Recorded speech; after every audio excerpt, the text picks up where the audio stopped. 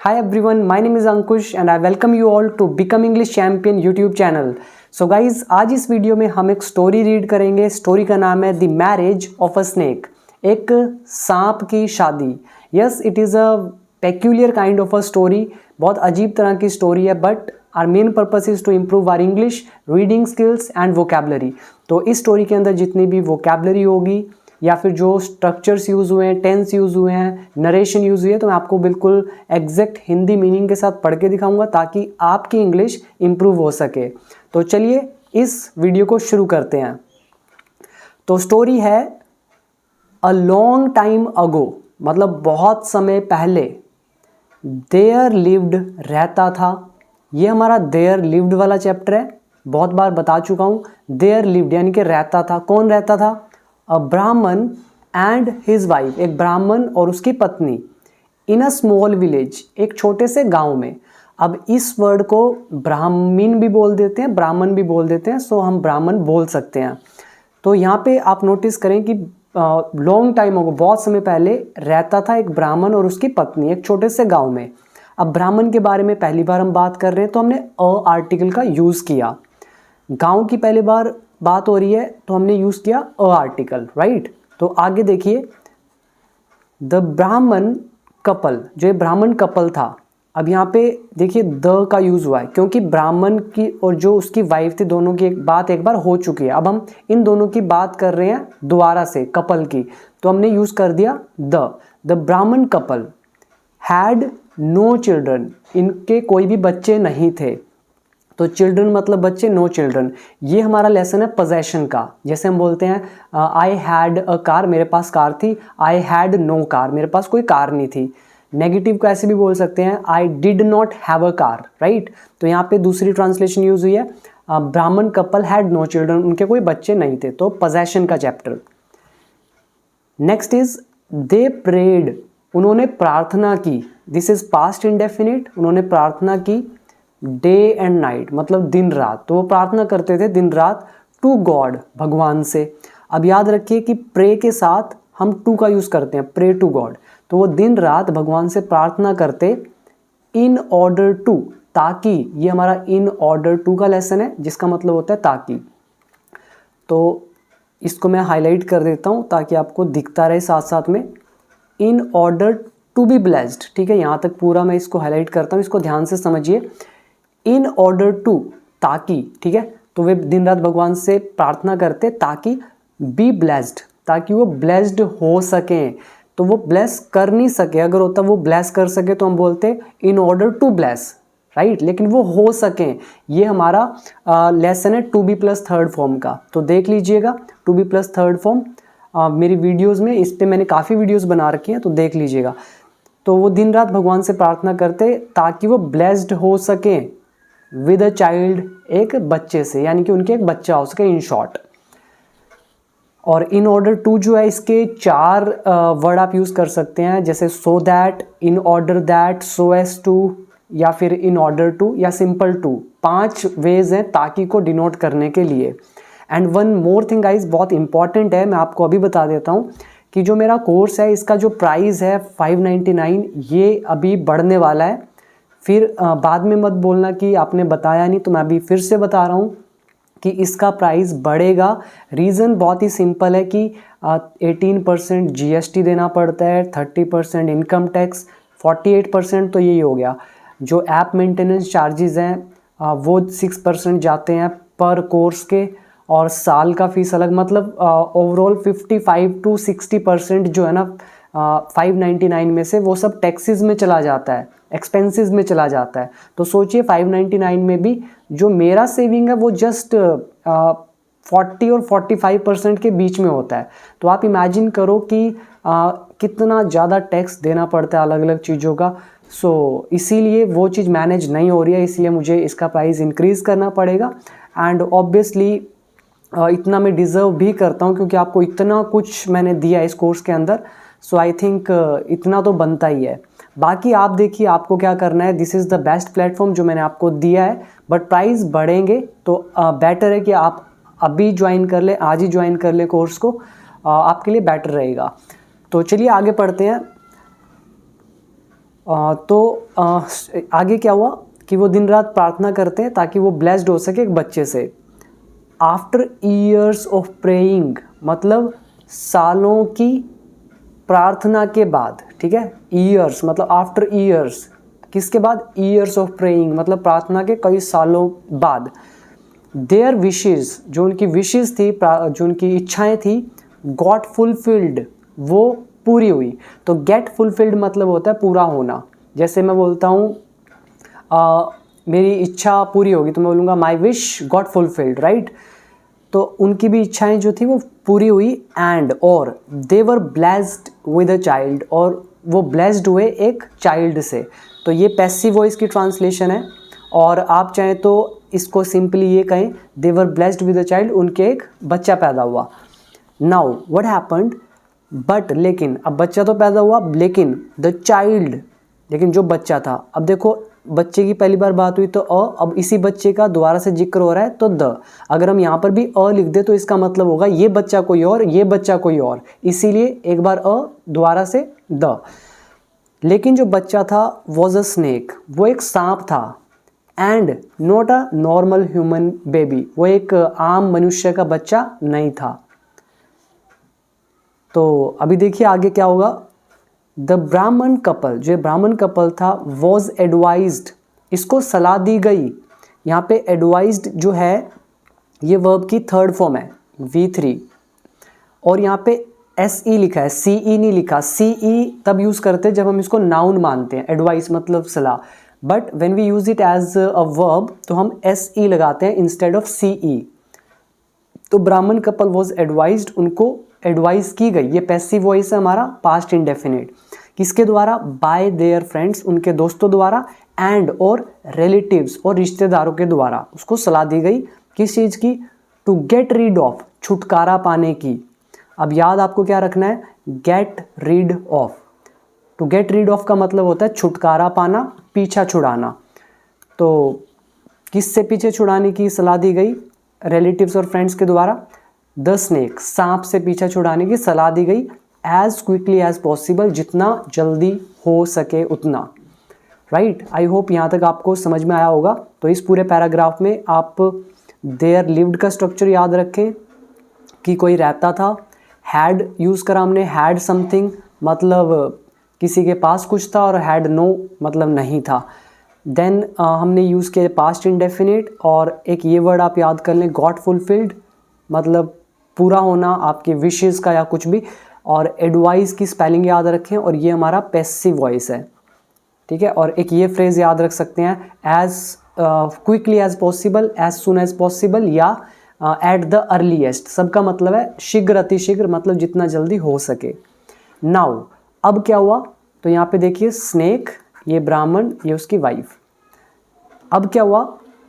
But लेकिन the Brahmins wife, लेकिन जो ब्राह्मण की वाइफ थी, did not listen to their suggestions. Suggestions मतलब सुझाव, और देयर सजेशंस मतलब फ्रेंड और रिलेटिव्स के जो भी सजेशंस थे, सुझाव थे, तो ब्राह्मण की वाइफ ने उनको नहीं सुना। लिसन टू मतलब होता है सुनना, तो उसने उनकी बातें नहीं मानी। एंड और कंटिन्यूड टू, और कंटिन्यू रखा मतलब जारी रखा, to look after the snake, snake की देखभाल करना, एज हर ओन बेबी, अपने खुद के बच्चे की तरह। यहाँ पे आप याद रखें, लुक आफ्टर मतलब होता है देखभाल करना, एज मतलब की तरह। एज के बहुत सारे यूजेस हैं, एटलीस्ट 8 यूजेस मैंने आपको कराए हैं वीडियो नंबर आई थिंक 200 में, राइट। वीडियो 200 में 8 यूजेस हैं एज के, आप देख लीजिएगा कोर्स के अंदर। तो अब क्या हुआ? पूरा मतलब कि ब्राह्मण की वाइफ ने उनके जो सुझाव थे उनको नहीं सुना, और कंटिन्यू रखा, जारी रखा, सांप की देखभाल करना, एज हर ओन बेबी, अपने बच्चे की तरह। Years passed by, pass by मतलब गुजर जाना, बगल से गुजरना, और हम कह रहे हैं जैसे टाइम पास्ड बाय, ऐसे ईयर्स पास्ड बाय मतलब जो कई साल थे वो बीत गए। एंड और द स्नेक ग्रू अप, और जो सांप था वो बड़ा हो गया, बिगर एंड बिगर, और भी बड़ा होता गया वो। टिल, कब तक? ही रीच्ड, जब तक वो पहुंच नहीं गया, द एज ऑफ मैरिज, जब तक वो शादी की उम्र में नहीं पहुंच गया, वो बड़ा होता रहा। तो ग्रो अप मतलब बड़े होना, और ग्रो की सेकंड फॉर्म ग्रू अप। तो इन दोनों वर्ड्स को भी आप याद रख सकते हैं। पास बाय मतलब बगल से गुजरना, ग्रो अप मतलब बड़ा होना, कंटिन्यू टू डू समथिंग मतलब किसी चीज़ को करना, जारी रखना। और इसके बाद नाउ अब द ब्राह्मण कपल, जो ब्राह्मण कपल था, स्टार्टेड, इन्होंने शुरू कर दिया looking for a suitable girl, एक जो सुटेबल गर्ल है उसको ढूंढना। यहाँ पे देखिए लुक फॉर आ रहा है, लुक फॉर का मतलब होता है ढूंढना, लुक आफ्टर का मतलब होता है देखभाल करना। तो अब ब्राह्मण कपल ने शुरू कर दिया लुकिंग फॉर, ढूंढना, अ सुटेबल गर्ल, एक उचित जो लड़की थी उसके लिए, सुटेबल, मैचिंग जिसको आप बोलते हैं, तो सुटेबल गर्ल ढूंढना शुरू कर दिया फॉर देयर स्नेक सन, उनका जो सांप वाला बेटा था उसके लिए। द ब्राह्मण वेंट, ब्राह्मण गया, फ्रॉम विलेज टू विलेज, एक गांव से दूसरे गांव, एंड और टाउन टू टाउन, और एक कस्बे से दूसरे कस्बे तक, इन सर्च ऑफ, की तलाश में, किसकी तलाश में, अ सुटेबल गर्ल, एक सुटेबल गर्ल की तलाश में। बट लेकिन, ऑल इन वेन, लेकिन सब व्यर्थ, राइट। इन वेन बहुत बार आ चुका है, फिर से बता रहा हूँ, इन वेन मतलब होता है सिंपली सब व्यर्थ हो जाना। मैं बोलता हूँ कि इंग्लिश सीखने के लिए मैंने बहुत एफर्ट्स लगाए लेकिन सब व्यर्थ, मैं बोलूँगा I put in a lot of efforts in order to learn English but all in vain, या ऑल एफर्ट्स इन वेन, तो इसका मतलब सब व्यर्थ गया। तो अब इसके बाद क्या हुआ, तो ये पास्ट इंडेफिनिट है पूरा sentence. Now double inverted comma में है यहाँ से लेकर यहाँ तक, ये किसने कहा है, सेड द ब्राह्मण टू हिज वाइफ, तो ब्राह्मण ने अपनी वाइफ से कहा, क्या कहा, how can a human being, कि एक ह्यूमन बीइंग जो है कैसे, मैरी आर स्नेक चाइल्ड, जो हमारा सांप बच्चा है, इससे कोई शादी कैसे कर सकता है एक ह्यूमन बीइंग, राइट। ये हमारा कैन का लेसन, ह्यूमन बीइंग यहाँ पे सब्जेक्ट, मैरी वर्ब। तो how can a human being marry our snake child, एक ह्यूमन बीइंग हमारे स्नेक चाइल्ड से शादी कैसे कर सकता है, तो ये किसने कहा, ब्राह्मण ने कहा अपनी वाइफ से। बट लेकिन, his wife insisted for a suitable match, लेकिन उसकी वाइफ ने बार बार कहा, जिद की, तो इंसिस्ट का मतलब होता है जिद करना या बार बार कहना। इसके ऊपर पूरा लेसन भी किया हुआ है, 3 केसेस मैंने आपको कराए थे, थोड़े एडवांस कॉन्सेप्ट थे। तो इंसिस्ट मतलब जोर देना, बार बार कहना। तो उसकी वाइफ ने बार बार जिद करी फॉर अ सूटेबल मैच के लिए, फॉर हर सन, उसके बेटे के लिए, कि भाई इसके लिए सूटेबल मैच ढूंढो, इसकी शादी करानी है तो suitable match. Now what happened, इसके बाद, having lost all the hopes from all sides. अब फ्रॉम ऑल साइड्स मतलब होता है हर तरफ से, ऑल द होप्स मतलब सारी उम्मीदें, सारी आशाएं। कह रहे हैं all the hopes from all the sides, having lost मतलब खोने के बाद, हैविंग प्लस थर्ड फॉर्म मतलब के बाद। ये मैंने आपको स्ट्रक्चर करा रखा है वर्कबुक पार्ट 3 के अंदर, और इसका पैसिव वॉइस भी करा रखा है जहाँ पे हैविंग बीन थर्ड फॉर्म का use and being plus third form का यूज़। तो काफ़ी अच्छे एग्जाम्पल मैंने दे रखे हैं, आप पढ़ सकते हैं वहाँ से। तो having lost all the hopes, कह रहे हैं कि सारी उम्मीदें खोने के बाद, फ्रॉम ऑल साइड्स सारी तरफ से, द ब्राह्मण अप्रोच्ड, ब्राह्मण पहुंचा, अप्रोच मतलब पहुंचना, कहाँ पहुंचा, वन ऑफ, एक के पास, किसके एक के पास, ऑफ हिज ओल्ड फ्रेंड, जो उसके ओल्ड फ्रेंड्स थे उनमें से किसी एक के पास वो पहुंचा। तो ये हमने एक लेसन कर रखा है, वन ऑफ, और उसके बाद ज़्यादा लोग, मतलब इन ज़्यादा में से एक के पास पहुंचा, अप्रोच। और जितने भी मैं आपको ये स्ट्रक्चर दिखा रहा हूँ, जिन्होंने मेरे कोर्स ज्वाइन कर रखा है उनको पता चल रहा होगा कि एक भी ऐसा रूल नहीं है जो मैंने आपको कोर्स में नहीं सिखाया। तो आई थिंक 100 आउट ऑफ 100 वही स्ट्रक्चर्स यहाँ पे यूज़ होते हैं, क्योंकि मैंने आपको बहुत सारे स्ट्रक्चर सिखाए हैं, वहाँ 600+ वीडियोज़ हैं, तो और हर वीडियो स्टेप बाय स्टेप, तो आप ज़रूर सीखिएगा। तो मुझे कहना पड़ता है बार बार हर वीडियो के अंदर, क्योंकि I know the value of that course, ठीक है, इसलिए मेरे को बार बार बोलना पड़ता है कि आप ज्वाइन करें। नेक्स्ट इज़, तो सारी उम्मीदें हर तरफ से खोने के बाद ब्राह्मण पहुंचा अपने ओल्ड फ्रेंड्स में से एक के पास। ही नरेटेड हिज प्रॉब्लम, उसने ये जो प्रॉब्लम थी ये सुनाई, नरेट मतलब सुनाना, तो उसने अपनी प्रॉब्लम सुनाई टू हिज फ्रेंड, अपने दोस्त को।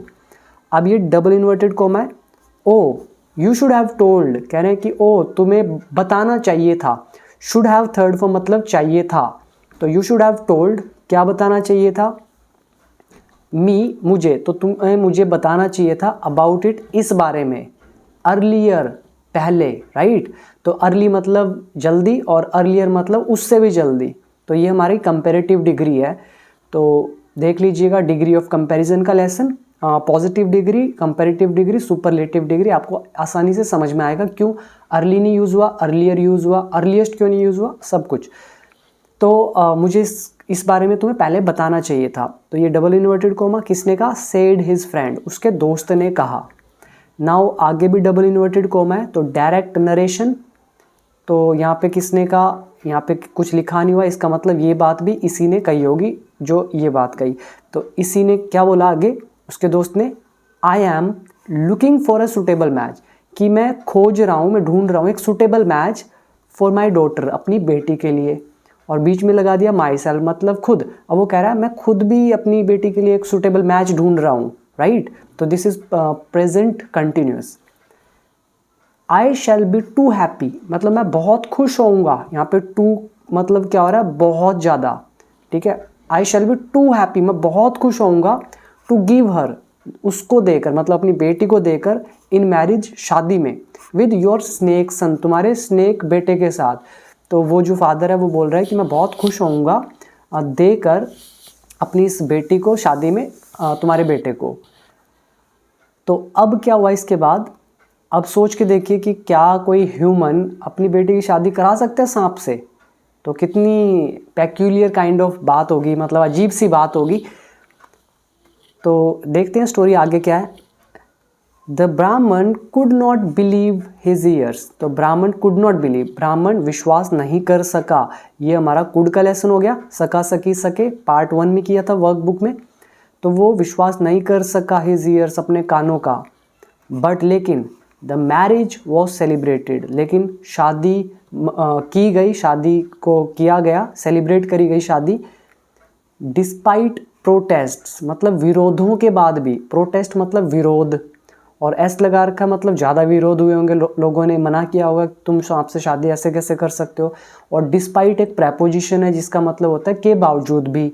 यहाँ पे आप इन स्पाइट ऑफ भी यूज़ कर सकते हैं, बट इन स्पाइट ऑफ ज़्यादातर वर्ब के साथ यूज़ होता है। अगर वर्ब ना दियो तो हम डिस्पाइट और सिंपल नाउन यूज़ करते हैं। ये मैंने आपको पूरा वीडियो दे रखा है, आप देख लीजिएगा प्रेपोजिशन के अंदर। और बिकम इंग्लिश चैम्पियन वर्क जो मेन बुक है उसका लेसन जो 220 है प्रेपोजिशन पर है, 40 पेज में प्रेपोजिशन कवर कर रखी हैं सारी, उसमें भी यहाँ पे एग्जाम्पल दे रखे हैं इनके। तो जो मैरिज थी वो सेलिब्रेट की गई। ये जो सेंटेंस है ये पैसिव वॉइस का है, past indefinite, celebrated third form, marriage object was were, right. और डिस्पाइट प्रोटेस्ट विरोधों के बाद भी शादी संपन्न हुई, मतलब की गई। द गर्ल वॉज वॉन्टेड, अब आई थिंक यहाँ पे वॉज नहीं आना चाहिए, ये गलत होगा क्योंकि ये पैसिव वॉइस नहीं हो सकता वॉन्ट, क्योंकि वॉन्ट का पैसिव वॉइस टू के बाद बी लगा के बनता है, तो ये गलत होगा। तो गर्ल वॉन्टेड, लड़की चाहती थी, हर सेल्फ मतलब खुद, तो लड़की खुद भी चाहती थी, राइट, टू मैरी, शादी करना, किससे, ब्राह्मण्स सन, उस ब्राह्मण के बेटे से। बी इट अ स्नेक, चाहे वो सांप ही क्यों ना हो, तो बी इट अ स्नेक मतलब चाहे वो स्नेक ही क्यों ना हो, नो मैटर, कोई फ़र्क नहीं पड़ता। तो अब आपको समझ में आया कि यहाँ पे वॉज गलत है। तो इस बुक में जो ये बच्चों की बुक है इसी से स्टोरी ली है मैंने, तो इनमें काफ़ी मिस्टेक्स मिलती हैं, तो कई बार ठीक करनी पड़ती है, एक आधी रह भी जाती हैं। तो द गर्ल हर्सेल्फ वांटेड, लड़की खुद चाहती थी ब्राह्मण के बेटे से शादी करना, चाहे वो सांप ही क्यों ना हो, नो मैटर, कोई फ़र्क नहीं पड़ता। नाउ आफ्टर मैरिज, शादी के बाद, द न्यूली मैरिड कपल, जो ये नव विवाहित जोड़ा था, कपल इज जोड़ा, मैरिड मतलब शादी शुदा, और न्यूली मतलब जिसकी अभी शादी हुई है। तो ये जो नव विवाहित जोड़ा था, द न्यूली मैरिड कपल, कौन सा जोड़ा, the snake and the girl and the snake, इस लड़की और सांप का ये जोड़ा। तो इन्होंने क्या किया, स्टार्टेड, इन्होंने शुरू किया। तो ये सारा हो गया हमारा सब्जेक्ट, इसकी वर्ब होगी स्टार्टेड। तो इस न्यूली मैरिड कपल ने, लड़की और सांप ने, स्टार्ट कर दिया टू लिव, रहना, like an ideal wife and husband, एक आइडियल मतलब आदर्श वाइफ और हस्बैंड की तरह। तो अब समझ में आया होगा, शादी के बाद इस न्यूली मैरिड कपल ने शुरू कर दिया एक आदर्श पति और पत्नी की तरह रहना। तो कितनी अजीब बात है कि सांप और लड़की रह रहे हैं और शादी करके। Next, the girl looked after her husband's comforts, तो लड़की ने देखभाल करी अपने हस्बैंड की कंफर्ट्स की, मतलब जो भी उसको ज़रूरत थी तो वो सारी कंफर्ट्स उसको उसका देखभाल रखा उसने, लड़की ने। द गर्ल लुक्ड आफ्टर मतलब देखभाल करना। लड़की ने देखभाल करी अपने हस्बैंड की कंफर्ट्स की ड्यूटीफुली मतलब पूरा कर्तव्य समझकर, ठीक है। ड्यूटीफुली मतलब कर्तव्य समझकर। नाउ नेक्स्ट, अब क्या हुआ, हर हस्बैंड उसका पति, कौन, द स्नेक जो सांप था, स्लेप्ट वो सोता, हर हस्बैंड स्लेप्ट उसका पति सोता, बिसाइड हिज वाइफ अपनी पत्नी के बिसाइड मतलब बगल में। बिसाइड एक प्रेपोजिशन है जिसका मतलब होता है बगल में।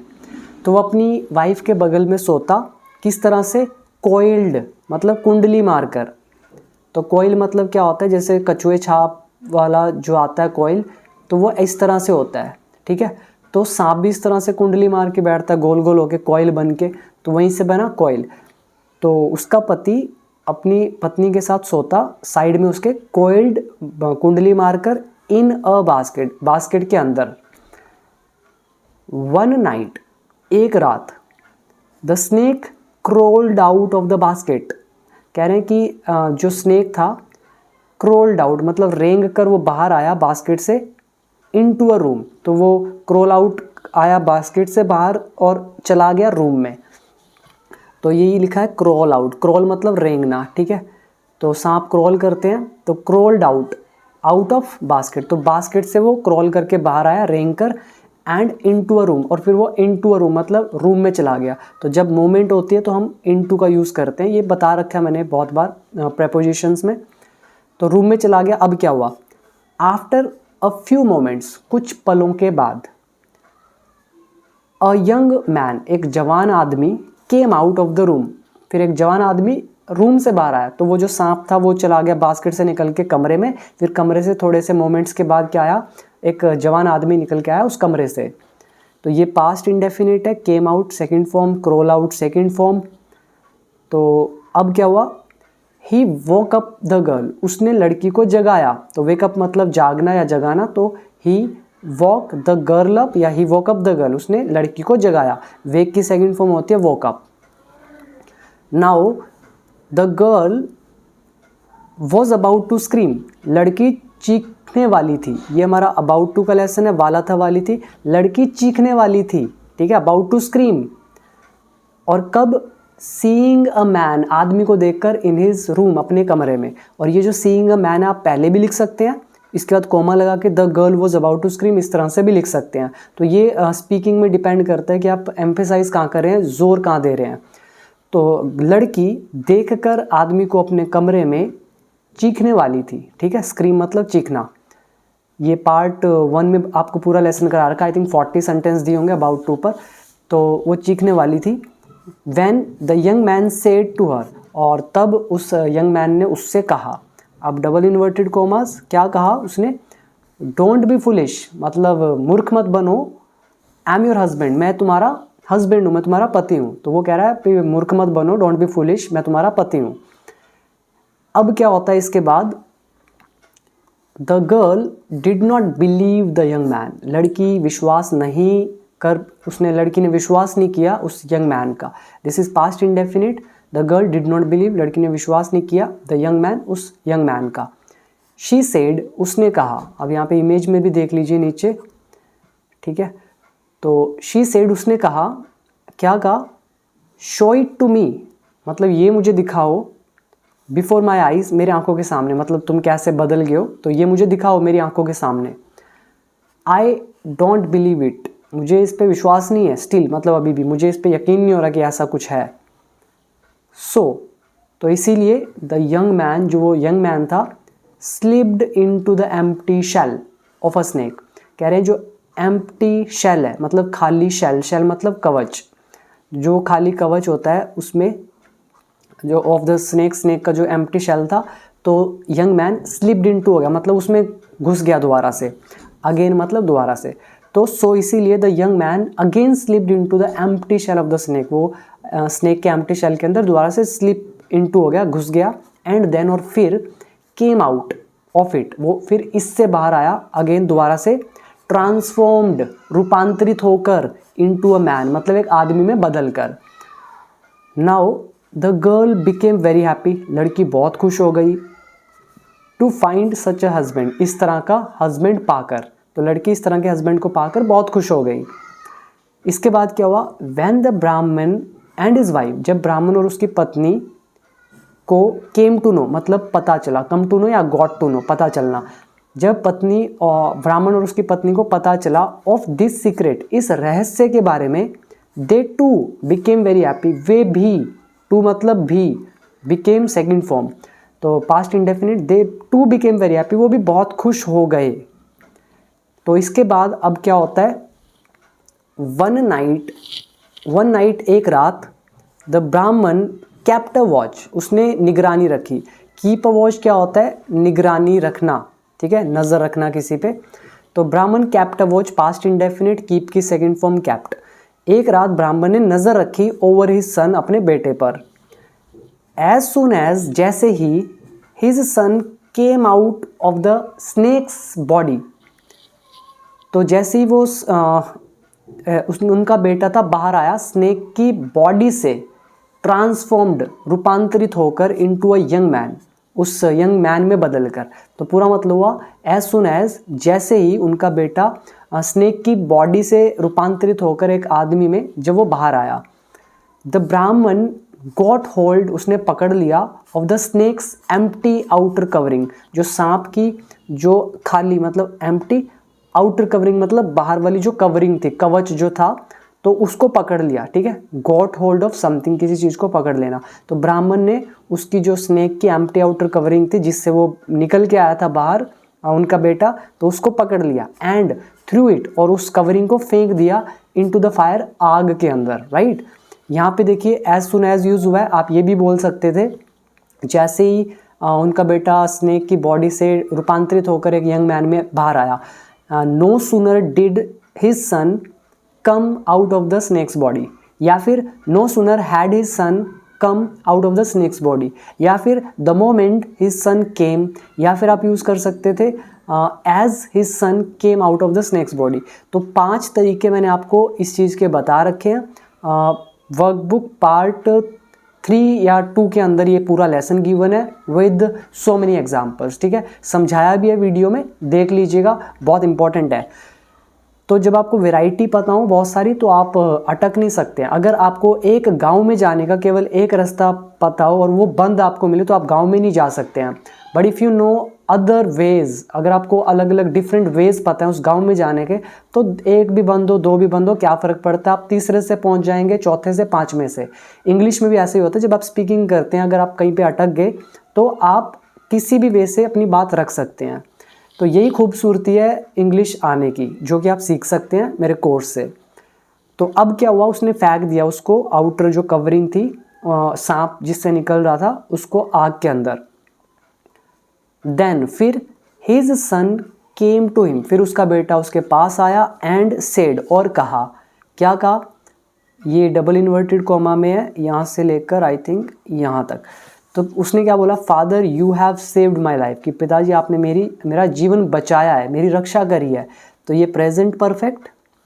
नाउ अब I can never be transformed, अब मैं रूपांतरित नहीं होऊंगा, क्योंकि आई जो है ये खुद रूपांतरित नहीं हो रहा है, ठीक है, ये रूपांतरित किसी को कर नहीं रहा है, इसीलिए ये एक्टिव वॉइस नहीं है। तो अगर मैं बोलूँ आई कैन ट्रांसफॉर्म यू, इसका मतलब है मैं आपको रूपांतरित कर सकता हूँ, लेकिन यहाँ पे ये खुद हो रहा है, तो ये आई ऑब्जेक्ट का काम कर रहा है, तो ये पैसिव वॉइस है, कैन बी थर्ड फॉर्म, और नोट का बन गया नेवर। तो I can never be transformed, अब मैं जो रूपांतरित नहीं होऊंगा इनटू अ स्नेक, एक सांप में।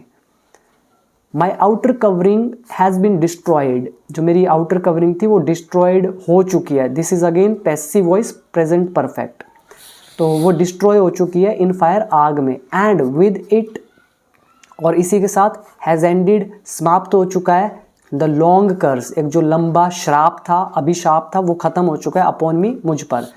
तो कर्स मतलब अभिशाप, या फिर आप इसको कहें श्राप, जैसे किसी को दे देते थे, तो वही चीज़, कर्स अपॉन मी, मुझ पर। कह रहे हैं कि इसी के साथ जो श्राप था वो भी, उसका भी अंत होता है। Has ended the long curse upon me.